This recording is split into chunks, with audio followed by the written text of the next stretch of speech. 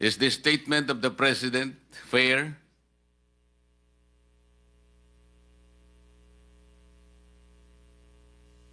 Silence means acquiescence. So, Chairman notes that all present today agrees to the statement of the President. And the 15 contractors referred to were invited as early as last Saturday, Director General, Friday, and on at least 7 of them replied and sent representatives this morning. Legacy Construction Corporation, Alpha and Omega General Contractor and Development Corporation, St. Timothy Construction Corporation, QM Builders, EGB Construction Corporation, Top-Notch Catalyst Builders, Inc., Centerways Construction and Development, Inc., SunWest, Inc., Highton Construction and Development Corporation, 888 Construction and Supply, Inc., Royal Crown Monarch Construction and Supplies Corporations, Wawo Builders, MG Samidan Construction, LRTK Builders, Inc., and Road Edge Trading and Development Services. These 15 contractors were mentioned by the President.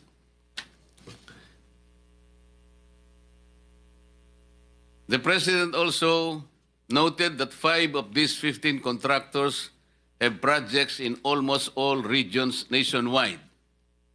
He mentioned Legacy Construction Corporation, Alpha and Omega General Contractors and Development Corporation, St. Timothy Construction Corporation, EGB Construction Corporation, and Road Edge Trading and Development Services.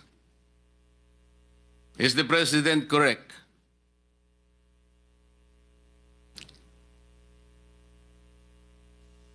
Your silence is also acquiescence. So the President fairly reported this accurately. Wala pong problema so far? The President also noted that there appears a mismatch between the most flood-prone areas based on National Adaptation Plan of the Philippines 2023-2025. Kasi yung mga flood-prone areas nasa ating National Adaptation Plan of the Philippines. Ito po yung mga probinsya ng Pampanga, Nueva Ecija, Pangasinan, Tarlac, Bulacan, Metro Manila, Maguindanao, North Cotabato, Oriental Mindoro, and Ilocos Norte. These are the flood-prone areas. As opposed to the top 10 provinces awarded with the highest number of flood control projects by the DPWH. Bulacan, 668 flood control projects. Cebu, 414. Isabela, 341. Pangasinan, 313. Pampanga, 292. Albay, 273. Leyte, 262. Tarlac, 258. Camarines Sur, 252. Ilocos Norte, 224 flood control projects. This shows that only 4 among those considered flood-prone areas ang nandito pong nabigyan ng kaukulang mga projects. The rest ay wala po sa flood-prone areas. This is the initial observation of the President. Is his observation fair enough to you? Meron po bang gustong kumontra sa observation ng President?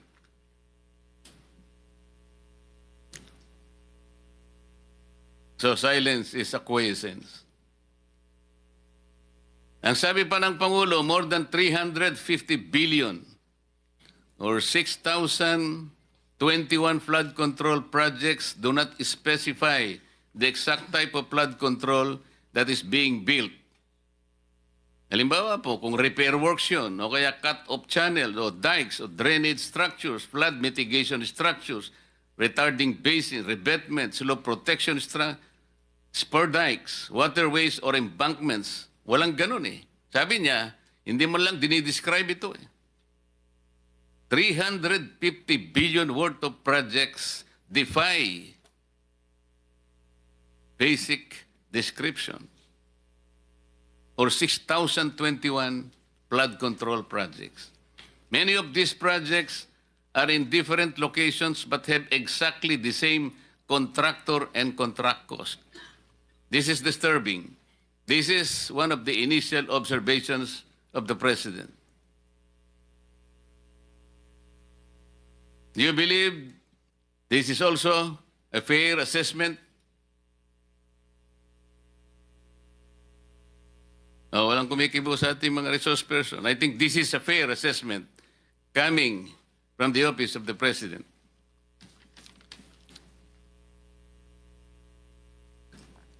Meron pong ginawang actual na inspection ang Pangulo.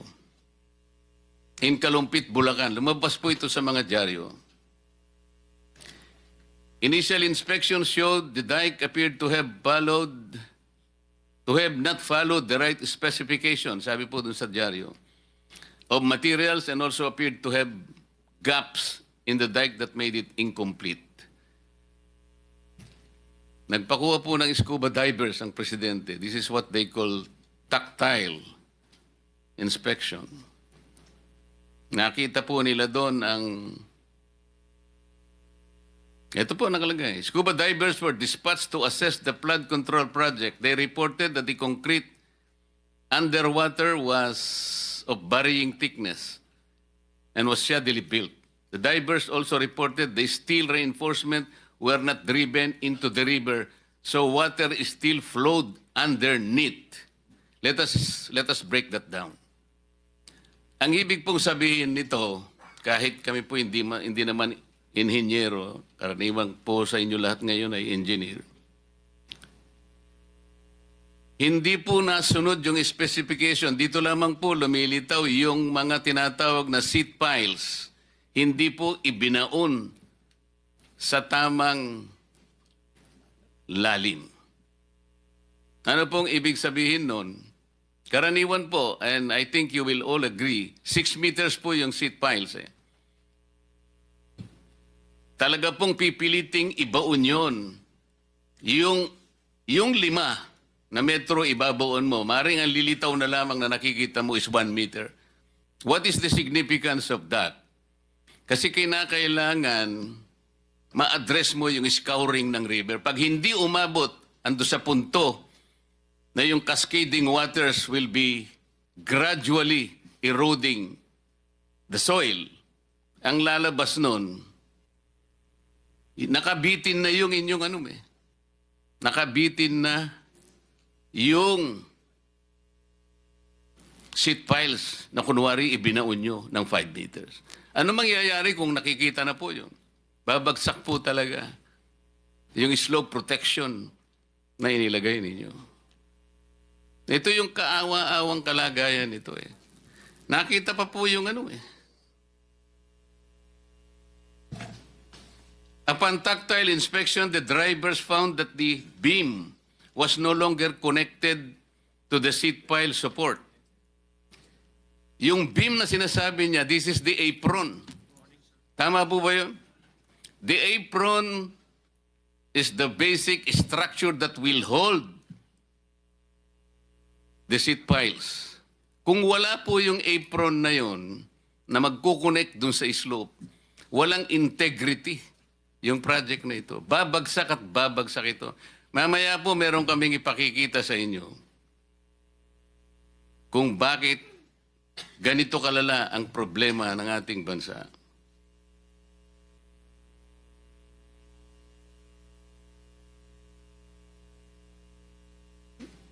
Ready ba yung isang slide natin para makita lang yung... Ikaroon tayo po ng idea kung ano yung revetment. Ito kasing binisita po ng Pangulo, embankment po ito, dike po ito eh.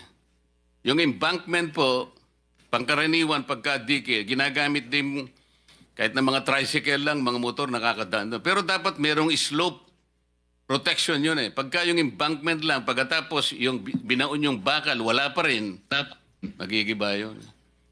Ready po ba tayo doon sa isang slide para magkaroon? Ayan po.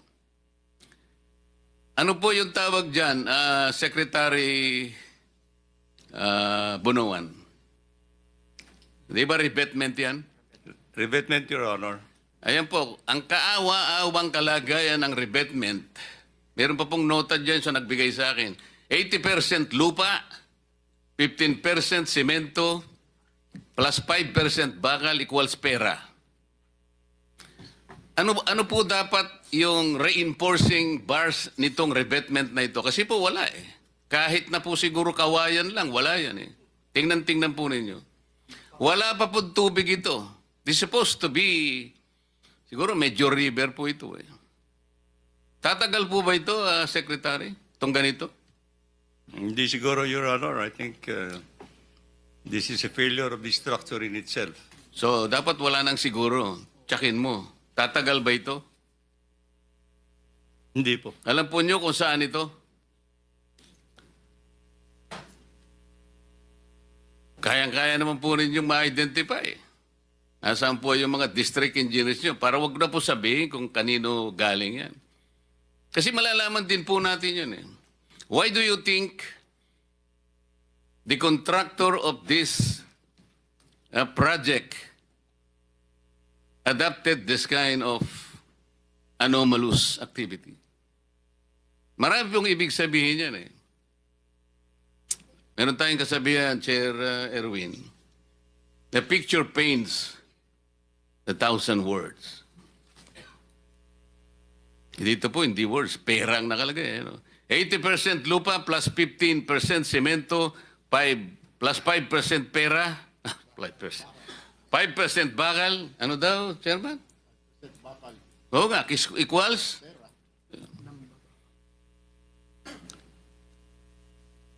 This is a microcosm of the projects.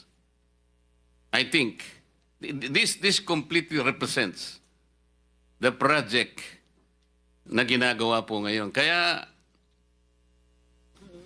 wala po talagang mangyayari sa mga projects. Ang contractor po nito ay St. Timothy Construction Corporation. Nandito po ba ang representative? Ang sinasabi ko po yung kalumpit. Hindi ko po sinasabi ito. Ito ano lang po ito. Ibang project po ito. Pinakikita ko lang para magkaroon po ng idea ang mga kababayan natin kung sila'y sumusubaybay sa atin.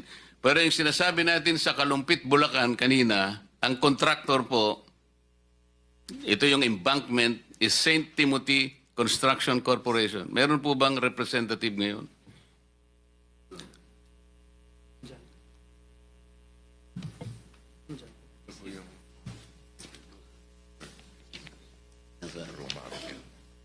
Ito? Roma Angeline? The representative is one Miss Maria Roma Angeline Remando. Nandyan po ba kayo, Madam?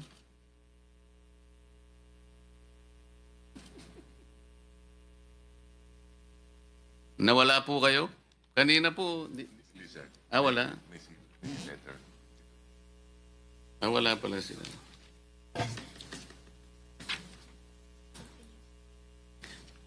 Before we continue, let me acknowledge the presence of Senator Joel, our Majority Leader. Thank you.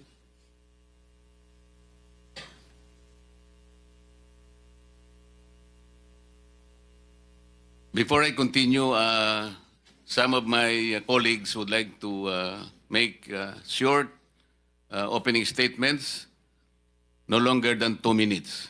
Please. Let me acknowledge also the arrival of Senator Bam Aquino. Any one of my colleagues who want to... The first one to arrive. 2 minutes, sir. Thank you. 1 minute lang, Mr. Chairman. Thank you, Mr. Chairman. Mr. Chairman, good morning. Good morning, everyone, our resource persons. Good morning po. I just would like to quote the very famous impression made by our majority leader, Senator Joel Villanueva. That according to him, na kung itong ating flood control funds, no? Pondo na dedicated to flood control, divided by the number of days in 1 year, which is 365 days, it will amount to 1 billion pesos per day government expenditure dedicated to flood control projects only. So, sa ordinaryong tao, pag ito'y kanilang narinig, talagang lalong-lalo na, including me. At lalong-lalo na yung mga taong kasalukuyang nabibiktima sa mga baha. Iniisip nila na sana yung 1 billion a day na yan, binigay na lang yan sa amin at kami na ang gumagawa ng flood control dito sa aming lugar para ma-mitigate yung sitwasyon na ito. But anyway, we are not entirely blaming everything to the projects. Meron tayong, we have a plethora of reasons bakit nangyayari ito. Meron tayong climate change, meron tayong sinasabing yung reclamation and other reasons. Pero yun nga, sa ordinaryong tao, kailangan maklaro natin ito. Kaya ako, personally, for myself, and I hope the chairman and the rest of the members of this committee would share with me in my quest na sana, during this hearing, ma-establish talaga natin ito for the benefit of our people na nanonood ngayon. Number one, these are not ghost projects. Number two, sana itong mga project na ito ay hindi ito yung quasi-physical and quasi-spiritual. Meaning yung project na sinimulan lang pakilang tao, then afterwards, pinabayaan, wala nang nangyari. At kung number three, kung ito ay talagang ang estado nito mga proyekto na ito ay fully implemented, physically implemented, did it serve its purpose? Bakit patuloy pa rin yung baha? So, yun po mga Mr. Chairman, ang gusto nating malaman today, and I hope, I hope that all our resource persons would cooperate 100% in this Senate investigation. Because itong mga aming committee ng Blue Ribbon Committee, we are not witch hunters here. We are not ghostbusters. We are truth seekers. So in our quest for the truth, sana you play a very vital role para makamit natin ang katotohanan dito para sa ating inang bayan. Maraming salamat, Mr. Chairman. Thank you. Thank you for your 2.5 minutes, Senator Bato. Following the order of arrival, I will call on Senator Rapi Tulfo for his 2 minutes. Maraming salamat, Mr. Chair. Ako po ay magbibigay ng senaryo kung paano po mahilentulad sa karneng baka sa palengke ang ilang bilyones na napupunta sa flood control. At kung paano po ito kinakatay, china-chop-chop, at niluluto. Nagsisimula po yan sa isang proponent na kung saan ay kakatay po siya ng, say, 20 billion pesos mula sa NEP, BICAM, and ang program appropriation. Now, itong proponent na ito ay dadalhin niya ang 20 billion na nakatay niya doon sa mga nabanggit ko, NEP, BICAM, and program sa Region 4B. Na kung saan ang regional director doon ay isang nagangalan Mr. Gerald Pakanan, excuse me. Now, yung 10 billion, si proponent na ang gagawa ng project dahil meron naman siyang kumpanya na nagkukontrata. So, ibig sabihin siya po isang contractor. So, hindi na po natin malaman kung magkano eksakto ang kanyang kikitain doon sa 10 billion. Pero, ang estimate po, abot ng 60% kita niya, 40% na lang mapupunta sa project. Ano mangyayari po dun sa 10 billion na titira? Siyempre, kukunin po yun ni Mr. Pakanan. At yung 5 billion, si Mr. Pakanan na po ang gagawa ng project dahil meron din po siyang sariling kumpanya na nangungontrata. And of course, dun sa 5 billion niya, magbibigay siya ng 28% SOP sa proponent. Now, anong mangyari doon sa 5 billion na natitira na? Yun po ay bibigay ni Mr. Pakanan sa kanyang mga kaibigang kontraktor. And of course, again, si proponent kikita po ng 28%. Si Mr. Pakanan kikita ng 18%. Yung mga kontraktor, of course, kikita din yun, 30%. Alisin po natin dyan yung 7% para sa tax sa BIR of VAT. At meron pa pong 3.5% para sa tinatawag na EAO, Engineering and Administrative Overhead. Kasama po dyan bids awards committee at kung ano na pa. So 3.5%. I-add nyo po yan total, 86.5%. Magkano lang po napupunta sa project? 13.5%. Ganun po yung kalokohang nangyayari dyan sa Region 4B. Now, kunti na lang Mr. Chairman. 40% ang ibinabayad agad sa mga contractor at kay proponent kahit hindi pa po tapos ang project o kahit hindi pa gawa ang project at gagawa po sila ng mga fake accomplishment report, dinodoktor. Yan po yung example lamang kung paano po binabalasubas ang pera para sa flood control na dapat po ay imbestigahan ng committee ito sa susunod po ng mga hearing. By the way, isang Ryan Altea ang nagpakilala dito kay Mr. Gerald Pakanan doon sa isang proponent. So, ibig sabihin, ito si Mr. Altea ay well-connected na ngayon po ay na-promote pa. Ang daming kalokong ginagawa, na-promote at siya po ngayon ay isang direktor sa main office. Maraming salamat, Mr. Chair. Thank you, Senator Tulfo. For the record, that's 3 minutes. Oh,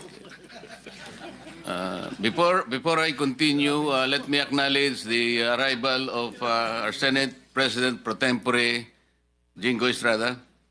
So let's continue with Senator Erwin Tulfo. 2 minutes. Thank you, Mr. Chair. Thank you. 545.64 billion pesos of flood control. This is nothing less than a grand robbery of our nation. Sa salitang kalye, pagnanakaw to the max. DPWH officials, contractors, and their cohorts in public office need not explain anymore because we already have an answer why year after year flood waters still drown our communities while their bank accounts are flooded with taxpayers' money. Bago pa man may sakatuparan ang isang proyekto, hinihinga na po ng 20 hanggang 25% na komisyon ang mga kontratista, masaklap po ng ilang mga politiko. Yan po ang dahilan kung bakit substandard o palpak ang mga proyekto at karamihan ay ghost projects na.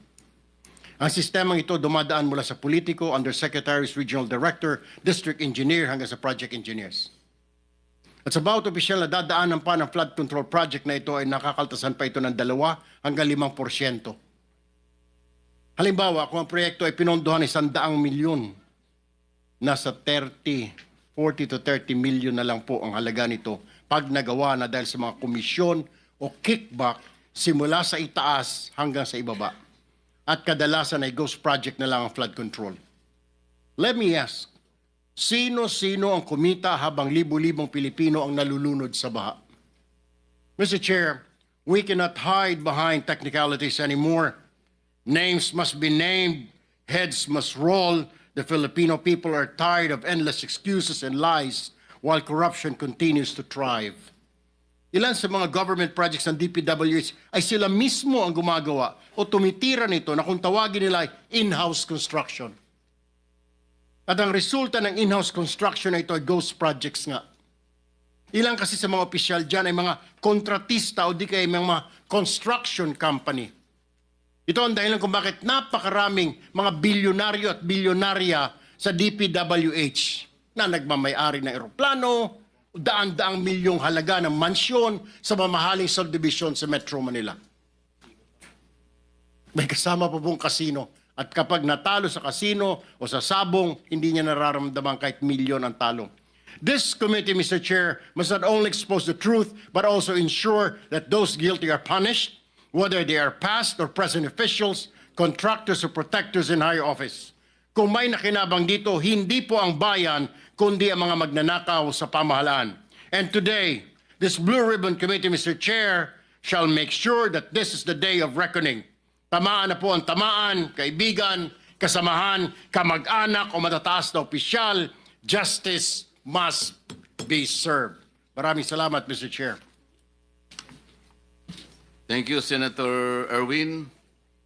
Sabi mo, names must be named. Sana sinabi mo na yung mga pangalan ng mga politiko eh. Pero may oras ka pa naman, maya-maya ng konti. Kung may listahan ka dyan, banggitin na natin lahat ang mga dapat banggitin. Okay. May I now recognize Senator J.B. Ejercito for his opening statement. Thank you, Mr. Chair. This will be very brief. Of course, we would want to start with the questions already and si clarification already. Sa nakikita ko po, Mr. Chair, na pag-usapan na po, nabanggit niyo po na 350 billion ang taon-taong budget, pero parang hindi ho natin nakikita. We cannot fight nature, but doon po mga flood control projects, dapat sa lalong madaling panahon, dapat na ilalabas ka agad ang tubig. Yun po ang importante. Ang katanungan ko lang po, doon sa 350 billion, saan po ba ito napupunta? Yan ang gusto natin malaman. Nasusunod ba yung master plan kung meron nga ba? Pero simple lang po ang aking analysis, Mr. Chair, sa 350 billion, nabanggit ninyo kanina, yung flood-prone provinces, areas, may mismatch po kung saan napupunta yung bulk ng mga proyekto na flood control. Mr. Chair, kung hindi nasusunod ng flood ang ating pong master plan, kung pinaghahati-hatian ng bawat distrito ang flood control management, ang mangyayari po niyan ay patsi-patsi po talaga ang ating proyekto. In flood-prone areas like Central Luzon, magmula Tarlac, Pampanga, Bulacan hanggang Metro Manila, ang kailangan po natin dyan ay mga floodways, spillways, water impounding areas, and strategic pumping stations para talagang mailikas o imalabas ang tubig. Pero kung panay slope protection, drainage improvement at iba pang maliliit na program na proyekto lamang ang ating makikita, ay hindi natin talaga mahanapan ng mabibigyan ng solusyon ang pagbabaha. Siguro simple lang, Mr. Chair. Tayo po at yung mga opisyal, hindi ho tayo biktima. Ang nakakaawa, yung mga biktima na pagbabaha na pinaghirapan po nila, sasakyan, motorsiklo, refrigerator at lahat na kanilang pong pinaghirapan ay taon-taon, kung hindi ako nagkakamali, pangatlong taon na tayo nung mula akong nakabalik. 3 taon na itong inaano ng ating majority leader. Siya po yung nagagalit na rito dahil siya po yung taga Bulacan. Pare-pareho ang issue, pare-pareho ang sagot. Yun lang po, Mr. Chair. Pag pinaghati-hatian, patsi-patsi po talaga. Yung tubig po, hahanap ng lulusutan at lulusutan. Yung hindi po buo ay talagang magbabaha pa rin. Maraming salamat, Mr. Chair. Thank you, Senator J.B. I forgot the tradition. I'm sorry, I am a neophyte senator. I am guided by the tradition that the ex officio officers should first be given priority in their opening statement. So I call on the majority leader, Joel Villanueva. Thank you to our principal, and siguro with that, the majority leader and the SPPT would get additional 30 seconds, Mr. Chairman. But kidding aside, Mr. Chairman, may I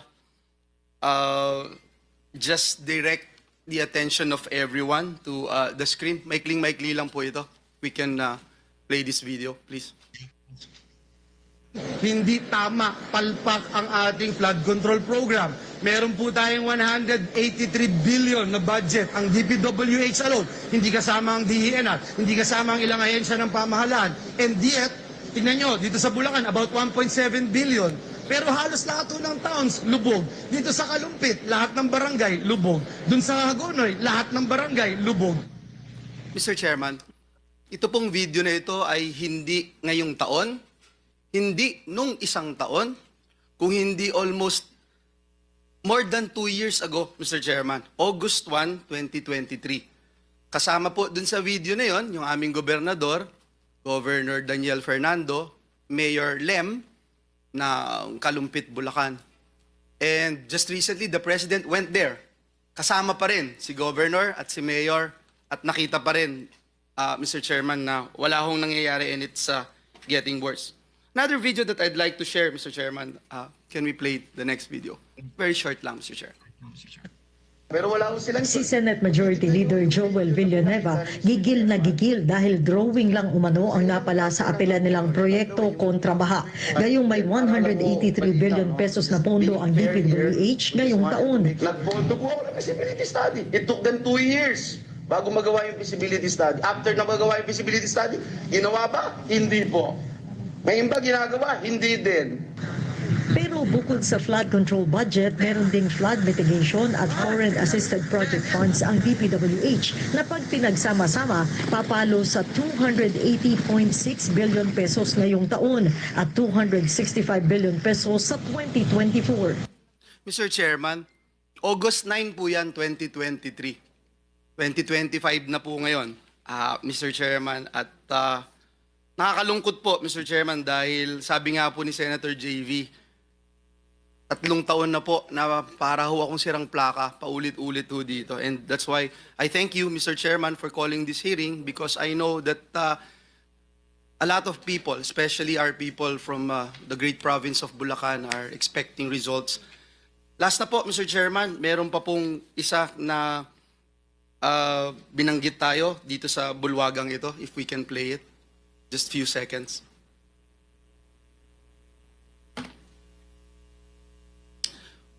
Abang hinihintay po, Mr. Chairman, just to put on record, 2023, ang daily budget, and this is just DPWH alone, at binanggit po ito kanina ni Senator Bato de la Rosa.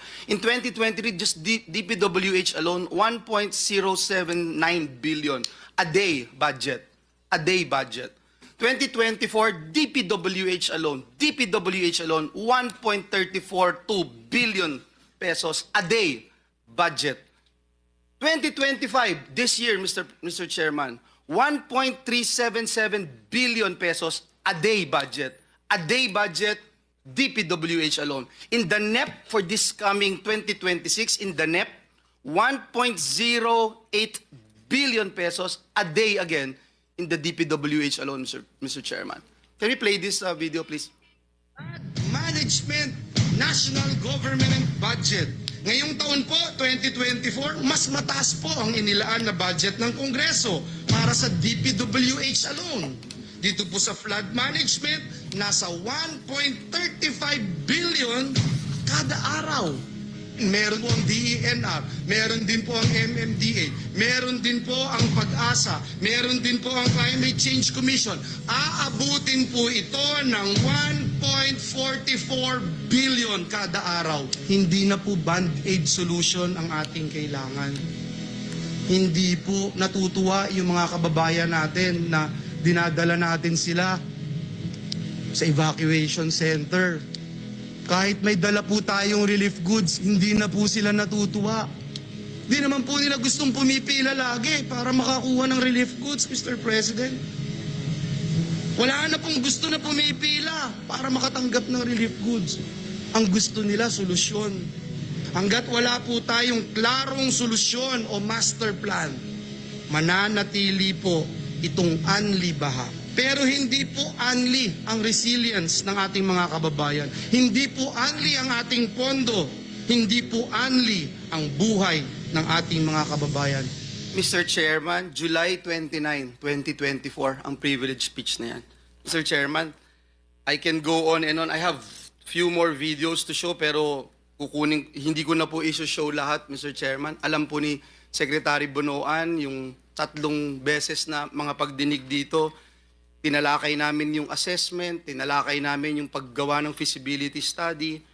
Ang sakit lang, Mr. Chairman, is that For the past 4 years, 1 billion a day DPWH budget lang for flood control. And hindi ko alam, Mr. Chairman, kung paano natin kayang harapin yung taong bayan na gigising sa umaga, lulusong sa baha, magtitimpla ng kape. Aalis ng bahay nila, lulusong sa baha para magtrabaho. Babalik sa bahay nila, lulusong ulit sa baha para magtrabaho. At wala pa hong bagyo yun. At ginagastusan ng 1 billion a day for the past 4 years. Tama po ang Pangulo, dapat i-review ang mga flood control program ng ating pamahalaan, panagutin ang mga may sala sa baha. Mr. Chairman, dear colleagues, ako na ho yung makikiusap personal muli sa ikatlong taon na ito na may mangyari na po sa ating mga ginagawa dito dahil uulitin ko, hindi ho anli ang pasensya ng ating mga kababayan. Maraming salamat, Mr. Chair.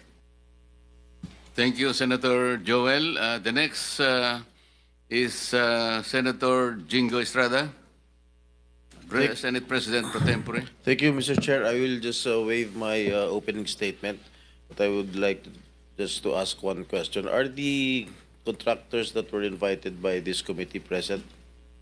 Are all of them present here? I think 11 responded, but only 7, according to the Director General, managed to send representatives. Why, what happened?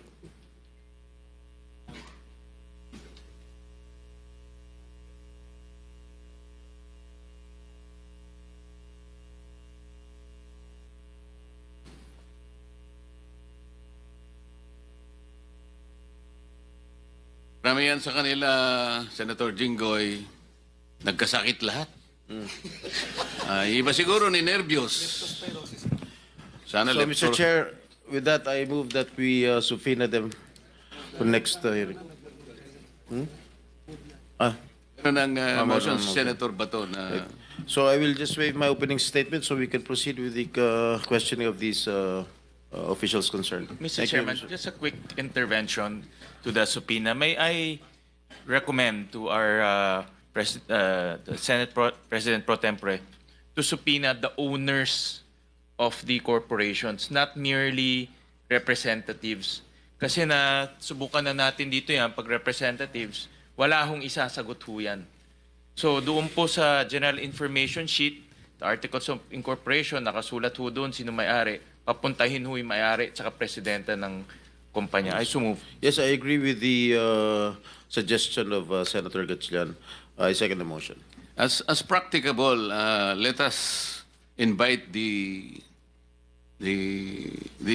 owners, the head, the most responsible officer of the corporations involved. Pero kung halimbawa talaga namang may legal excuses, ang ipadadala nila somebody who can bind the corporation. Yung makakasagot din sa atin, to be practical. So, I will now call Senator Mark Villar for his opening statement. Thank you, Mr. Chairman. Very short lang. I just like to express my support to the committee dahil napaka-importante po ang layunin ng ating hearing ngayon dahil kailangan natin malaman kung anong nangyari, kung anong dapat gawin para ma-maximize yung budget sa flood control. Ang Pilipinas po ay napaka-prone sa baha. In fact, just this month, nung nakaraang buwan, nagkaroon tayo ng bagyo at halos 3 milyong pamilya ang apektado. So, base po sa karanasan ko bilang Secretary ng Public Works, napaka-importante po ang master planning sa flood control. Kasi pwede mong ayusin isang section at bibilis yung daloy ng tubig, pero pagdating sa ibang section na walang flood control, maiipon yung tubig, mas lalala yung baha sa ibang areas. So, napaka-importante po na magkaroon tayo at suportahan natin ang mga master plan flood control projects. And there are master plan. I am aware, may mga master plan talaga sa DPWH. Some of them are foreign-funded master plan. Some of them are each floodwater basin na may master plan. So, importante po, para sa akin, yung pondo ng taong bayan ay dapat nakatutok sa mga master plan projects ng DPWH. And of course, on the issue of yung mga substandard. Of course, we have to push for more accountability sa mga projects. Dapat dagdagan pa yung mga measures natin para hindi na maulit yung mga substandard projects na, nung nagkaroon ng inspection si President Marcos na nakita siya mga substandard, ay yun ang kailangan natin solusyonan sa lalong madaling panahon. Dahil that's very unacceptable that we have substandard projects. So again, maraming salamat po, Mr. Chairman, and of course, I'd like to thank all those who are joining us today for this committee. Thank you, Senator Mark. I now call Senator Gatchalian. Maraming salamat, Mr. Chairman. Kami rin po sa Valenzuela, hindi rin po kami ligtas sa pagbabaha. Noong 2024, kami rin po ay nagkaroon ng halos 2,000 na mga evacuees dahil binaho kami sa Bagyong Karina. This year, another 2,000 rin po dahil binabaho kami ulit. At sa pag-ikot ho namin sa iba't ibang parte ho ng ating bansa, katulad po sa Bulacan, sa lalawigan po ng ating majority leader, sa Kalumpit at sa Hagonoy, ganun rin po ang nararanasan ho nila. Hindi lang isang beses, hindi lang dalawang beses, napakatagal ho, dekada na yung nararanasan ho nila sa baha. At kaya ho ang aking pakiusap kay Secretary Bonoan, dahil nandito ho siya, this 2026, hindi na ho pwedeng business as usual.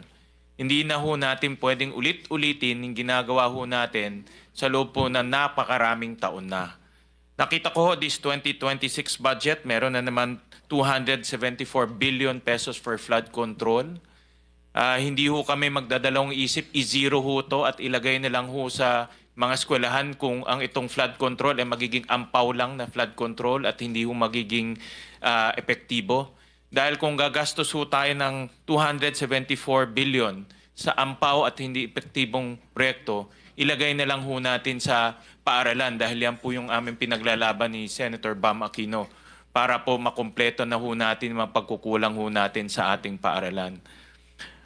Sa loob po ng 5 taon, from 2022 to 2025, gumastos na po ang gobyerno ng 1.4 trillion pesos in terms of flood control projects.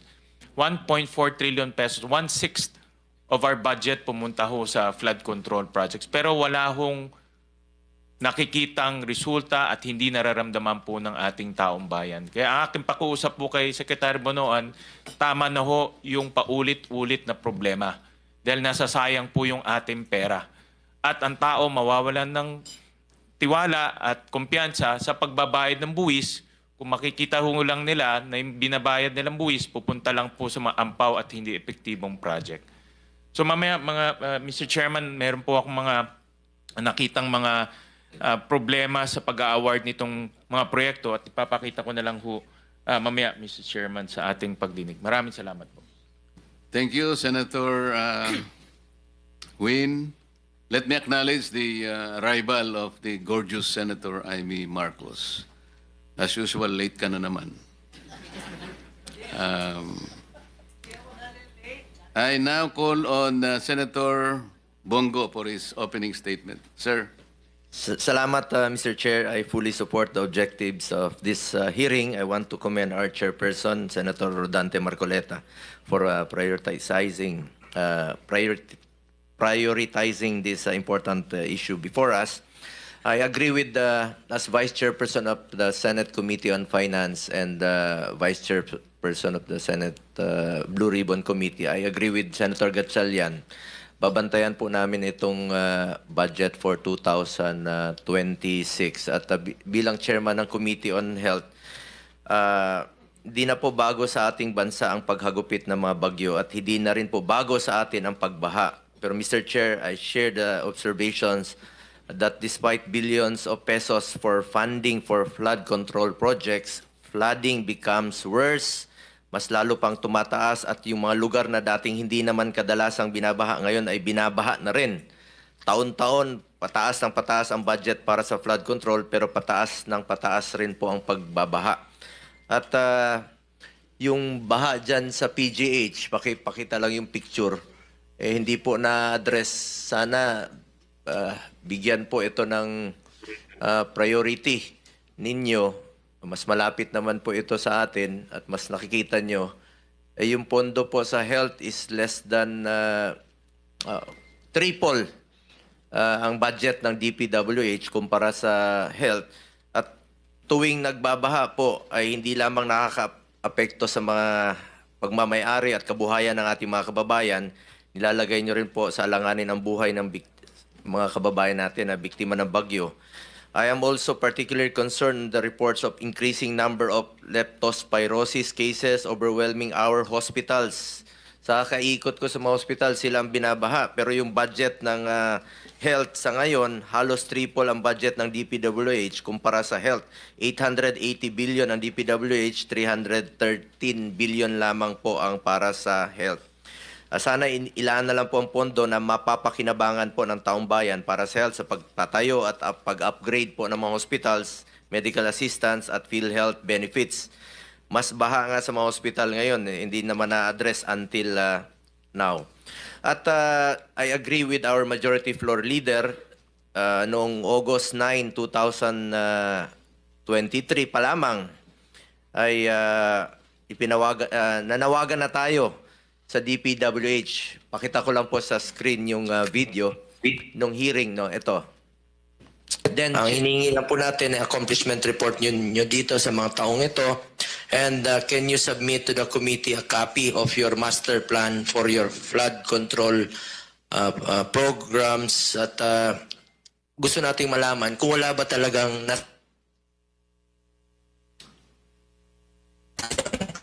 na pondo dito na inilaan nyo po sa ilang taon na patuloy nyong pinupondohan at tumataas pa. At pangatlong tanong ko po, can you submit your prioritization in implementing flood control projects? That was August of 2023, more than 2 years ago na po yan. At pinaalalahanan natin kayo, dapat ilagay ang flood control sa lugar na may madalas binabaha at maproteksyonan na tao. Ang tanong natin, bakit doon nilagay sa walang tao, may flood control pero walang pinoproteksyon ng tao, walang kinokontrol na baha? Napapansin ko po sa taas na nilalagay po itong mga flood control sa walang tao at walang pinipigil na baha. Sana po inilaan na lang po ito sa mga importante pa nating mga proyekto. At ngayon rin po, sinusuportahan natin ito, lalong-lalo na po sa mga issues ngayon. I also co-authored Senate Bill number 783. Ang panukalang batas na ito ay ipagbawal na pumasok sa anumang kontrata ng gobyerno mula sa national level hanggang sa LGU level ang mga kamag-anak ng government officials hanggang sa 4th civil degree of consanguinity and affinity.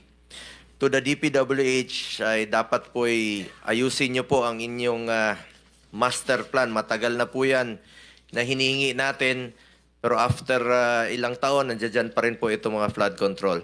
Ang bagyo po, hindi natin kayang pigilan. Pero ang labis na pagbaha, pagkawala ng kabuhayan at buhay, kaya po nating magawa ng paraan. Ang korupsyon, kaya nating pigilan.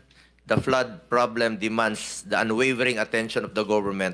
Let us make corrupt officials accountable. I call upon everyone here as today to carefully deliberate, draw upon expert insights, and work together for a solution to resolve this matter. Maraming salamat po, Mr. Chair. Mamaya na po magtatanong.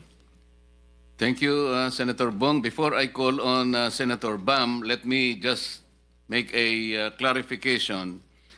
The amount of 545 billion mentioned by the President, budget for flood control, are the ones which he believed awarded to the 15 contractors which he identified last August 11. The actual budget for flood control projects between July 2022 up to May 2025, per the report submitted by the Legislative Budget Research and Monitoring Office of the Senate, is 849 billion pesos. That having been clarified, I now call Senator Bam for his opening statement. Maraming salamat, Mr. Chairman. Magandang umaga sa ating lahat. Unang-una, Mr. Chairman, we support the investigation of the flood control dito po sa ating bansa. Sabi ko nga nung isang araw, hindi tayo flood control, flood out of control na po yung nangyayari. 1.4 trillion, nabanggit ni Senator Gatchalian, no? In the last 15 years, paiba-iba pa po yung numero, no? Maganda rin po siguro malaman natin dito sa ating komite kung magkano nga ba talaga yung ginagastos. Ngayon po, pataas ng pataas, 800 billion na po ang nabanggit ni Chairperson Marcoleta. Maganda pong malaman natin yan. On the first day of session, nag-file rin po tayo ng resolution number 28 to investigate flood control, but this was referred to the Committee on Public Works. So I welcome this investigation. Nung panahon po ng kasagsagan ng habagat, pumunta rin po tayo sa Macabebe, sa Pampanga, at doon po tayo nakiisa sa mga kababayan po natin doon, hanggang tuhod, hanggang bewang, hanggang dibdib, no? Papunta pong Masantol, mula pong Macabebe, pataas ng pataas po yung tubig. Doon po sa kanila, ang sinasabi nila, kami po dito kailangan ng malaking pondo talaga, no? In fact, may JICA project, may Korean project po doon, at malaking proyekto po yun. At yung isang tanong ng mga opisyal po doon, sa mga lugar na talagang flood prone, parang kulang po yung naibibigay. Pero sa mga lugar naman na parang wala namang baha, bakit merong mga flood control? Yun know, siguro yung isang magandang malaman po natin. Yung isa pa, yung flood control, ano po ba talagang ibig sabihin nito? Ito ba'y dredging? Ito ba'y pagbuo ng bagong infrastruktura? Ano ba talaga ang ibig sabihin ng flood control para malaman rin po ng taong bayan kung bakit ganyang kalaking pera ang ginagastos ng bansa po natin kahit yung resulta naman ay parang tuloy-tuloy pa rin yung pagbaha. Nais ko lang pong dagdagan yung binanggit ni Senator Gatchalian pagdating po sa classroom. No? Marami po sa amin sumuporta dun sa hearing on classrooms. Yung kakulungan po sa classroom ay di hamak maliit pa sa flood control budget ng taong ito. Yung sinasabing 50 years to do, 50 years to accomplish, or 5 years to accomplish, sa totoo lang po, mas maliit pa yun kesa sa buong flood control budget ng isang taon. No, Mr. Chairman, yung 350 billion or 500 billion na binibigay sa flood control, mas malaki pa po yun sa kailangan natin sa lahat ng classroom na kakulungan sa ating bansa. Kaya kung dito po sa ating hearing at pagkatapos po nito sa budget ay mabawasan ang mga ghost project o mabawasan yung mga flood control na hindi naman kailangan, ako po sumasang-ayon sa Chairman of Finance na ilagay na lang ito doon po sa ating classrooms na alam nating may makikinabang kaagad. Ito pong habagat, 4,000 ang classroom, ayon po sa DepEd, ang naapektuhan. 732 ang nawasak, 726 yung major damage, 2,600 yung minor damage. Sa lahat po ng mga classroom na yan, ang pinaka-apektado po ang ating mga kabataan. At siguro po bilang panghuling statement, gusto ko lang pong ulitin, ang lalaki ng mga perang ito. Billion-billion, trillion-trillion, ang lalawak, ang lalaki, pero sa kaduludulo ng lahat po, pag nababaha, ang pinaka-vulnerable po sa atin, ang pinaka-naapektuhan. Mga magsasaka, mga trabahador, mga workers po natin, mga estudyante, mga kabataan, mga kababayan po natin na kailangang gumising araw-araw, magtrabaho at lusong pa rin sa baha. No? Yan po yung pinaka-apektado dito po sa problema ng baha. Kaya suportado po natin ang komite at ang investigasyon pong ito para malaman natin saan ba talaga napupunta ang bilyones na nakalagay sa flood control budget. Maraming salamat, Mr. Chairman. Thank you, Senator Bam. The last for the opening statement is Senator Amy. Yes, thank you very much. And with apologies to our chairman, inasikaso ko muna yung mga barangay at mukhang ihahabla na naman sa Korte Suprema ang kanilang eleksyon. Ganun pa man, andito ako, pinagpilitan na makahabol. Unang-una, tulad ni ex-Secretary Mark Villar, pinagpipilitan ko, alam na ni Secretary Bonongan ito, itong master plan, hindi naman tayo nag-uumpisa sa wala. Kasama po kayo noong 1978 doon sa Metro Manila Flood Control. Alam natin, noong panahon ni GMA, meron na naman kasama na naman sina Architect Palafox dun sa flood control tungkol naman sa Ondoy. Kaya't alam natin na tumataginting pa rin yung Parañaque Spillway at yung mahiwagang dredging ng Laguna de Bay na kahit kailan sa 1.4 trillion na ginagastos natin ay hindi napopondohan.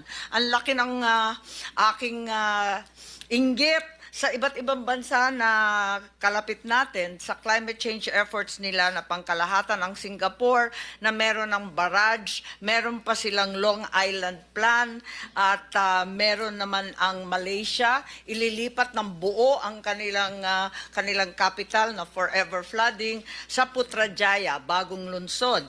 Ang Indonesia, talaga naman sikat dahil sa kanilang green infrastructure, ang kanilang community building against climate change, ang kanilang river rechanneling and maintenance. Saan naman yung ating new technology, saan atin ang long-term plan? Kung sasabihin may National Flood Control Plan, parati naman na uuwi sa unprogrammed. Huwag naman tuloy ang gawin yan. Nakikita naman natin at siguro kailangan pansinin, ikalawa, ang National Flood Control Budget nag-umpisa sa 2025 sa 368 billion, nakita naman natin sa 2026, 275 billion na lamang. So, ibig sabihin, ang laki ng agwat kapag hindi pa dinagdagan yung congressional insertions. Ibalik sana natin sa talagang kinakailangan natin at tunay na bigyan diin yung mga master plan. Put your money where your mouth is, ika nga. Ikatlo, ibig ko lang dagdagan yung sinabi rin ni Senator Win tungkol sa 15 na pinangalanan ng ating Pangulo ng mga kontratista sa flood control. Alam naman natin, dun sa 15 yon, siyam pangalan lamang. Iba ang business plan po nila, hindi naman sila nagpapatayo ng anuman, hindi sila nagpa-flood control. Ang tunay, siguro ang karamihan doon sa 15, nagpapaupa lamang ng lisensya. Alam naman natin yan. Hindi naman sila totoo o tapat na kontraktor, kundi talagang merong mga AAA, quadruple A na mga lisensya, tapos for a fee, pwede mong hiramin. Ika nga. Siguro panahon na sabi nga namin ni Chairman to pierce the corporate veil of such corporations as Legacy, the various saints that are included who are hardly saintly in their behavior, and finally come to the reality that these contractors are not building anything, least of all flood control. Maraming salamat po.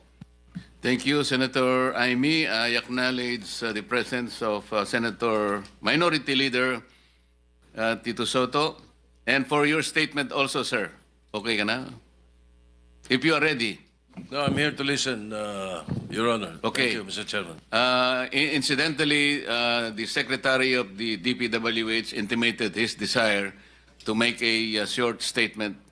Sir, you have the floor. Thank you very much, Mr. Chairman. Mr. Chairman, Your Honors, good morning. The Department of Public Works and Highways welcomes this opportunity to clarify and present the facts regarding the data on completed flood control projects submitted by the department to the Presidential Management Staff, which became the basis for the Sumbong sa Pangulo dashboard launched by the President on August 11, 2025. As reported, the Department of Public Works and Highways has recorded a total of 9,855 completed flood control projects between July 2022 until May of 2025. Of this, around 3,709 projects amounting to approximately 183 billion were actually started as early as 2020 and 2021 and only reached completion within the reporting period. This represents the continuity of multi-year efforts. We recognize the concern raised by the President during the launch of the sumbong ng Pangulo last Monday that while thousands of projects are reflected as completed, our citizens continue to experience recurring flooding. This is not a contradiction, but a call for deeper accountability. Flood management is a complex and continuing challenge shaped by land use, siltation of rivers, climate change, and importantly, by the quality of project implementation at the local level. In fact, delegated authority for projects up to 150 million rests with district engineers, which makes proper oversight and accountability all the more critical. In response, Mr. Chairman, I have directed the Bureau of Quality and Safety and the Internal Audit Service to deploy inspection teams. These teams are already on the ground in Regions 3, Region 4A, Region 4B, Region 5, and Region 7, validating and ensuring compliance. We have also begun instituting personnel reassignments and replacements in highly suspicious district engineering offices to safeguard the integrity of project implementation. We assure this committee and the Filipino people that the DPWH will fully cooperate in this inquiry. We are committed to validating the data, strengthening our monitoring and evaluation systems, and ensuring that every peso of public resources truly translate into real, tangible protection of our communities against floods. Maraming salamat po, Mr. Chairman. Thank you, Mr. Secretary. We will begin the initial questioning from members. Ako na muna.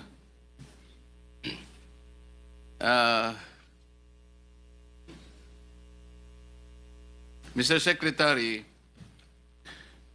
as already said by some of my colleagues, they are, I think, worried about the existence or non-existence of a master plan, an integrated, comprehensive master plan that will finally solve the problem of flooding in this country. Do we have that?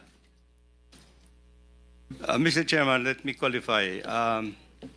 In the Philippines, we have recorded 18 major river basins. 18 major river basins. These are the rivers that would transcend not only in a locality, but transcends provinces and regions, for that matter. We understand that, We have Mr. 18. Secretary. We understand that. We have 18, Mr. Chair. Even if we have 100 river basins, Yes. until and unless you are able to present a master plan that will integrate Yes. these river basins, you will be going nowhere. That's You correct. will accept that. Accept, Mr. Chairman. Let me begin by asking you, in executing all these flood control projects, did you ever, either your district engineers or regional district offices ever coordinated with The local government. the River Basin Control Office? Yes, Mr. Chairman. Let me explain a little No, bit. the answer Yes. is, the question is answerable by yes or no. There is a different. Have you ever coordinated with this obscure office called River Basin Control Office? I will explain to you why I'm asking this. It has a very, very significant relation to the subject matter of today's inquiry. Yes, Mr. Chairman. This River Basin Control Office was created by Executive Order 510. Kung nabasa po ninyo ito, sa Section 2, Paragraph B nitong Executive Order na ito pala yung mandato nitong maliit na opisinang ito, which is attached to the DENR. Together with the Department of Public Works and Highways and the National Disaster Coordinating Council, develop a national master plan for flood control by integrating the various existing river basins and developing additional plan for components as needed. Isipin po natin, kaya sabi ko po sa inyo kanina, kahit 100 river basin ang babanggitin nyo sa amin, until and unless they are integrated with one another, which is the mandate of this office, walang mangyayari. Bakit po in the entire equation, in the entire continuum of this problem, bakit hindi man lang nagsasurface itong opisinang ito? Where is it? And why is it? Siya pala yung merong mandato. Ngayon lang natin nalaman. Hanggat hindi po kayo nagko-coordinate, hindi po kayo pala yung regulator eh. Meron pang isang executive order number 816. Sabi po niya rito, referring again to the River Basin Control Office. Whereas, sabi niya, the integration and harmonization of various government mandates and resources. Kasama na po kayong lahat dyan. In the provision of safe and clean water supply and effective flood control management for the entire country is emphasized in the medium-term development plan. Ang laki pala ng mandato nitong opisinang ito. Eh bakit po, Mr. Director General, did we invite the representative from this office? Kumbaga, yung palang susi ng lahat ng ito. Gawa na kayo ng gawa ng project, DPWH. DBM, bigay ng pundo. Pero yung opisina na mayroong pananagutan na pag nai-integrate, i-connecta lahat ng inyong ginagawang flood control. Natutulog pala, hindi pala nyo kinukonsultan, hindi pala kayo magkakakilala. So talaga pong walang mangyayari sa lahat ng project. Dito po, matibay na po ang kawalan po ninyo ng coordination dito. Bakit po nagkaganon, Secretary? Why is it that we have already seen, as of today, there is no semblance of coordination with this office? Why? Unfortunately, Your Honor, I think this is one of the challenges that we have to face, you know. I'm not about to ask you about the challenges. We have. Yeah, the coordination actually. We have challenges. The coordination seems to be not really in the right one, Mr. I admit, Mr. Chairman, that we have not had any significant coordination at this point in time. There was no coordination at all. We started from the wrong foot.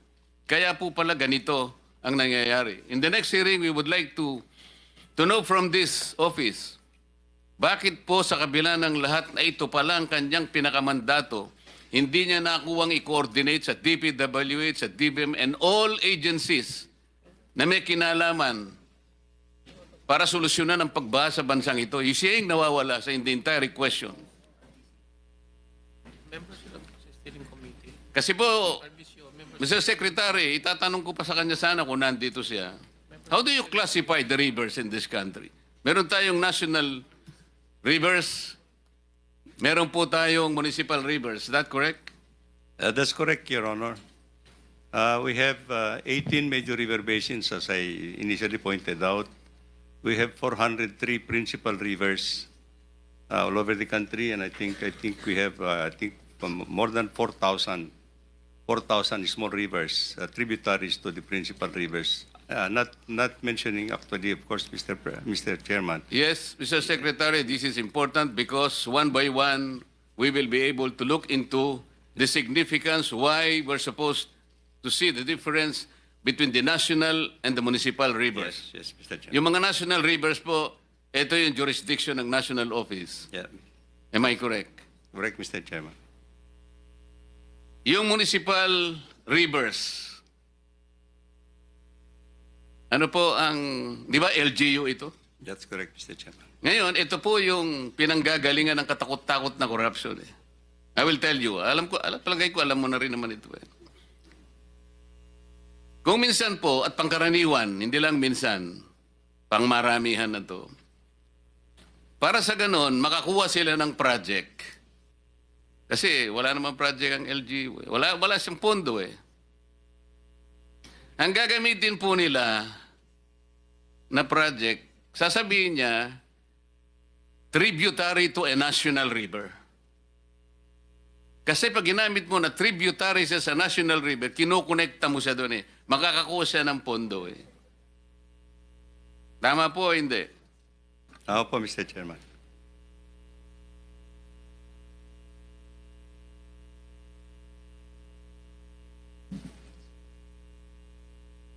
Yun pong,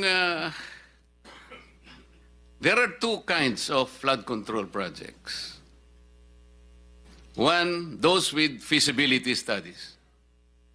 Tama po. Tama po, Mr. Chairman. And those without feasibility studies. Tama rin po, Mr. Chairman. Dito po sa may feasibility studies, Mr. Chair, Mr. Secretary,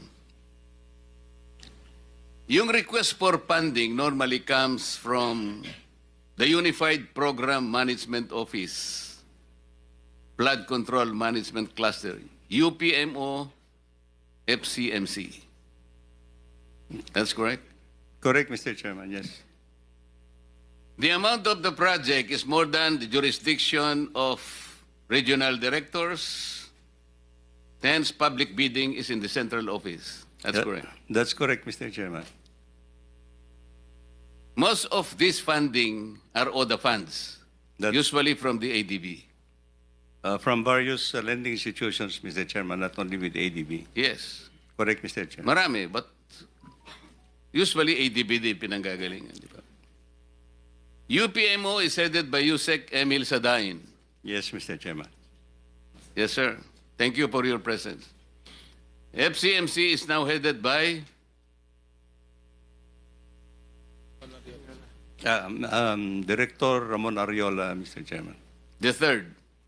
The third, yes, sir. Yung without feasibility study, Mr. Chair, paano po yung request for funding? How does it start? It starts with, I can only explain, Mr. Chair, when it is included into our National Expenditure Program proposals. No?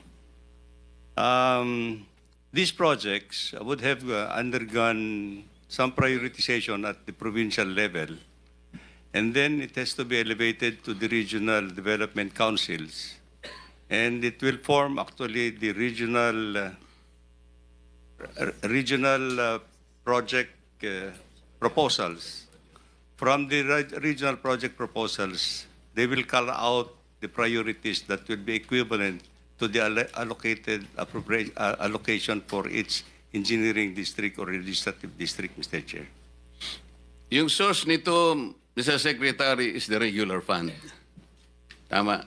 Yes, Mr. Chair. As opposed to the projects with feasibility o the funds yun eh. O the funds yun, Mr. Chair. Ang basis ninyo sa request for funding is Department Order Number what? Department Order Number 23, Series of 2015. Am I correct? You're correct, Mr. Chair.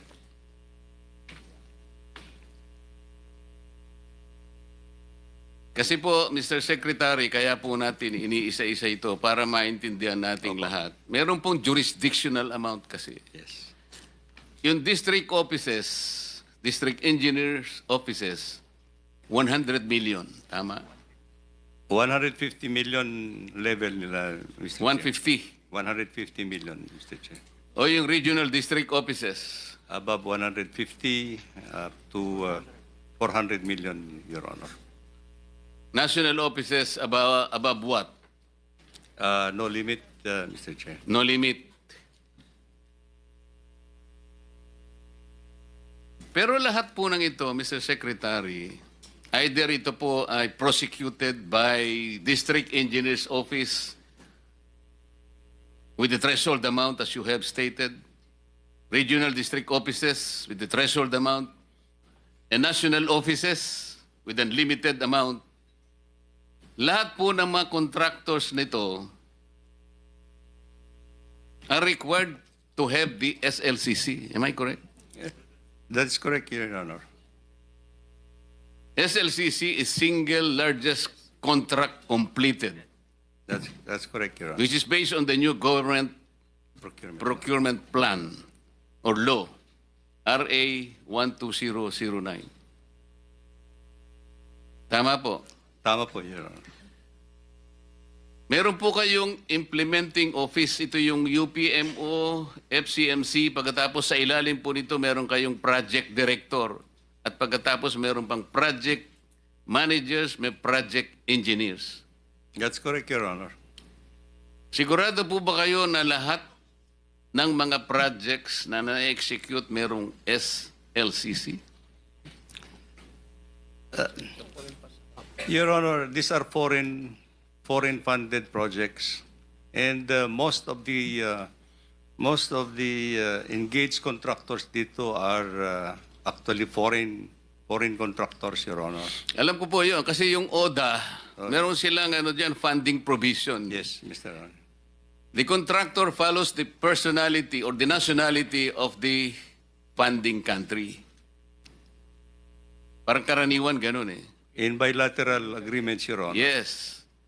Pero sa mga projects, for example, ng ADB, dahil kung minsan wala nang gustong pumasok, in-invite nila yung mga international contractors. That's correct. Dito pumapasok ang joint venture. Eh. Tama po? Tama, Your Honor.